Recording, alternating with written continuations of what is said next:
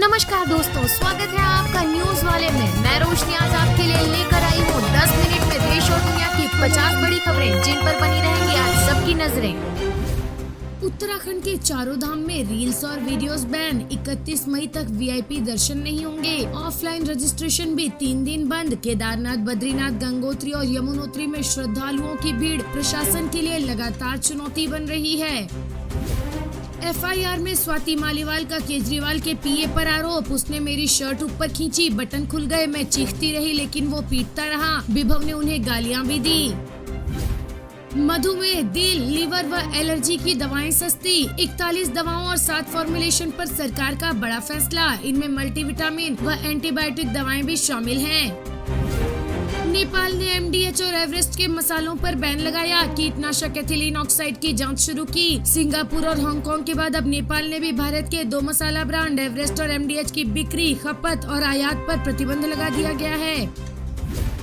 भारतीय मूल के अमेरिकी सांसद बोले, भारत मानवाधिकारों पर लेक्चर नहीं सुनेगा। कहा, हम अमेरिकी लोकतंत्र की खामियां स्वीकारेंगे, वे तभी हमसे बात करेंगे। भारत पर 100 साल तक विदेशी हुकूमत का राज था, तो जब आप भारत को मानवाधिकारों पर लेक्चर देंगे तो वो आपकी बात नहीं सुनेंगे। पश्चिम बंगाल में बिजली गिरने से 13 की मौत। प्रशासन सभी मृतकों के परिजनों को 2 लाख रुपए मुआवजा और अंतिम संस्कार के लिए 2000 रुपए देगा। यूपी, राजस्थान समेत 11 राज्यों में आज लू का अलर्ट। 24 राज्यों में बारिश की संभावना। विदेश मंत्री एस जयशंकर ने बिना नाम लिए देश के पहले प्रधानमंत्री जवाहरलाल नेहरू पर पाकिस्तान अधिकृत कश्मीर हाथ से जाने देने को लेकर तंज कसा। उन्होंने कहा कि किसी की कमजोरी या गलती की वजह से भारत के हाथों से पाकिस्तान अधिकृत कश्मीर चला गया। राष्ट्रपति बनने के 9 दिन के भीतर चीन पहुंचे पुतिन। जिनपिंग से मिले। चीनी राष्ट्रपति बोले, हमारी दोस्ती दुनिया में स्थिरता लाती है। द्विपक्षीय बैठक के बाद प्रेस कॉन्फ्रेंस के दौरान दोनों नेताओं ने अमेरिका की आलोचना की। उन्होंने अमेरिका पर परमाणु बैलेंस को बिगाड़ने की कोशिश करने का आरोप लगाया। जिनपिंग ने कहा कि हम यूक्रेन जंग को राजनीतिक समझौते के तहत सुलझाया जाना चाहिए। रूस और चीन की दोस्ती दुनिया में चल रही वर्चस्व की लड़ाई के बीच स्थिरता लाने का काम करती है। वहीं पुतिन ने यूक्रेन जंग खत्म करवाने में चीन की कोशिश के लिए उनका शुक्रिया अदा किया। उन्होंने चीन को रूस में अपनी कारें मैन्युफैक्चर करने का न्योता भी दिया। चीन में गले मिले पुतिन और जिनपिंग तो अमेरिका हुआ नाराज। कहा, रूस से दोस्ती कर यूरोप से रिश्ते नहीं सुधार सकता चीन। उन्हें हथियार देकर खतरा बढ़ा रहा। चीन अगर पश्चिमी देशों के साथ बेहतर रिश्ते बनाने की कोशिश कर रहा है तो वो यूक्रेन जंग में रूस का समर्थन नहीं कर सकता। यूरोप या रूस में से किसी एक को चुने, दोनों साथ नहीं चल सकते। सुप्रसिद्ध कथावाचक देवकी नंदन ठाकुर ने कहा कि देश में अगर सनातन धर्म को बचाना है तो बहुसंख्यक समुदाय की संख्या को बढ़ाना होगा। उन्होंने कहा कि हर हिंदू दंपति को कम से कम 5 बच्चे पैदा करना चाहिए। हिंदुओं की आबादी अन्य धर्म की तुलना में 7% घटी है। परिवार नियोजन के नियमों का पालन करने के लिए केवल हिंदुओं से कहा जाता है, जबकि अन्य धर्म के लोग परिवार नियोजन को दरकिनार कर जनसंख्या बढ़ा रहे हैं। पर्यावरण व वन्य जीव प्रेमी अब 1 दिन और 1 सप्ताह के लिए राष्ट्रीय प्राणी उद्यान में रहने वाले वन्य जीवों को गोद ले सकते हैं। इसमें शेर से लेकर नन्हे पक्षियों के खान पान व रख रखाव का खर्च उठाना होगा। इच्छुक लोग अपने जन्मदिन या शादी की सालगिरह जैसे अवसर पर जानवरों को गोद ले सकते हैं। अरविंद केजरीवाल ने कहा, प्रधानमंत्री खुलकर दिल्ली की महिलाओं को मिल रही मुफ्त बस यात्रा का विरोध कर रहे हैं। पूरी देश की महिलाएं चाहती हैं कि फ्री बस सेवा तो देश भर में लागू होनी चाहिए, मगर मोदी जी तो इसे खत्म करना चाहते हैं। अगर देश के प्रधानमंत्री और मंत्रियों को फ्री हवाई सफर मिल सकता है तो देश की महिलाओं को भी फ्री बस सफर मिल सकता है।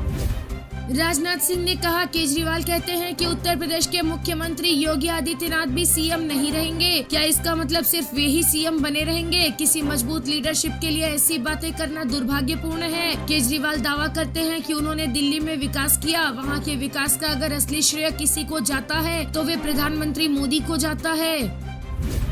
महबूबा मुफ्ती ने आरोप लगाया कि कश्मीर में लोकतंत्र की धज्जियां उड़ाई जा रही हैं। महबूबा ने कहा, शौकत पंडित को पुलिस ने उठा लिया है और चुगल पुलिस स्टेशन में हिरासत में रखा है। ये उन लोगों के इशारे पर किया गया है जो उन्हें चुनाव प्रचार करने से रोकना चाहते हैं।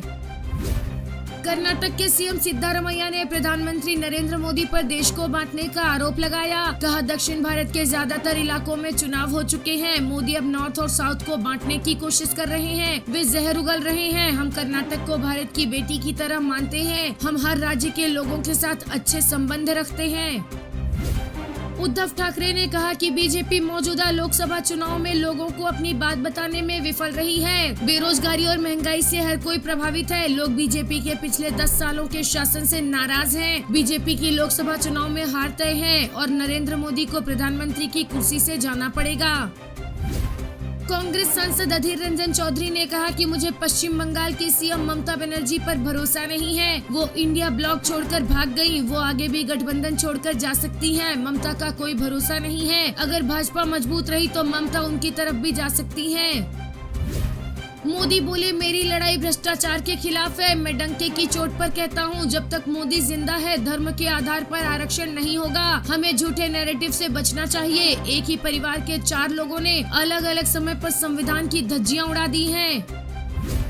शिवराज सिंह चौहान ने कहा, ऐसा कोई सगा नहीं जिसे अरविंद केजरीवाल ने ठगा नहीं। पहले उन्होंने अन्ना हजारे को ठगा और फिर दिल्ली की जनता को। अब उनका नाम केजरीवाल नहीं बल्कि करप्शन वाल है। वो भ्रष्टाचार का सबसे बड़ा उदाहरण है। केजरीवाल की पार्टी सबसे भ्रष्ट हो गई है। वे जहां भी जाते हैं नई तरीकों से भ्रष्टाचार करते हैं।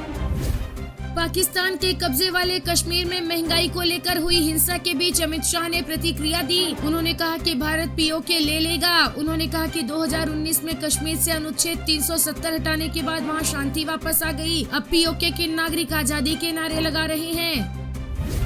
प्रधानमंत्री नरेंद्र मोदी ने कहा, मैंने आपको पहले ही बताया था कि शहजादे केरल के वायनाड से भागेंगे। देखिए भागे कि नहीं। मैंने कहा था कि वो अमेठी की तरफ जाने की हिम्मत भी नहीं करेंगे। खबर पक्की निकली। आगे की खबर ये है कि ये इज्जत बचाने के लिए कांग्रेस ने मिशन 50 रखा है। सपा कांग्रेस वाले सरकार में आए तो फिर से रामलला को टेंट में भेज देंगे। ये लोग राम मंदिर पर बुलडोजर चला देंगे। इन्हें योगी जी से ट्यूशन लेना चाहिए कि बुलडोजर कहाँ चलाना है और कहाँ नहीं। कांग्रेस के नेताओं ने कह दिया कि रायबरेली के लोग प्रधानमंत्री चुनेंगे। ये सुनते ही समाजवादी शहजादे का दिल ही टूट गया। बस आंसू नहीं निकले, शहजादे के दिल के सारे अरमान निकल गए। जैसे जैसे चुनाव आगे बढ़ रहा है ये इंडी वाले ताश के पत्तों की तरह बिखरना शुरू हो गए हैं। समाजवादी शहजादे ने एक नई बुआ की शरण ली है। ये नई बुआ बंगाल की है। अमित शाह बोले, केजरीवाल प्रचार के लिए जब भी जहां भी जाएंगे लोगों को शराब घोटाला याद आएगा। कई लोगों को तो बड़ी बोतल दिखेगी। संविधान बदलने का बहुमत हमारे पास 10 साल से है। हमें 400 सीटें चाहिए क्योंकि देश में राजनीति में स्थिरता लाना चाहते हैं, क्योंकि देश की सीमाओं को सुरक्षित रखना चाहते हैं। हमने 10 सालों में अनुच्छेद 370 को निरस्त किया, 3 तलाक को खत्म किया, राम मंदिर बना, यूसीसी लेकर आए। बहुमत के दुरुपयोग करने का इतिहास हमारी पार्टी का नहीं है। बहुमत का दुरुपयोग इंदिरा गांधी के समय में कांग्रेस ने किया था। वीडियो पसंद आया हो तो लाइक, शेयर और सब्सक्राइब करना ना भूलें।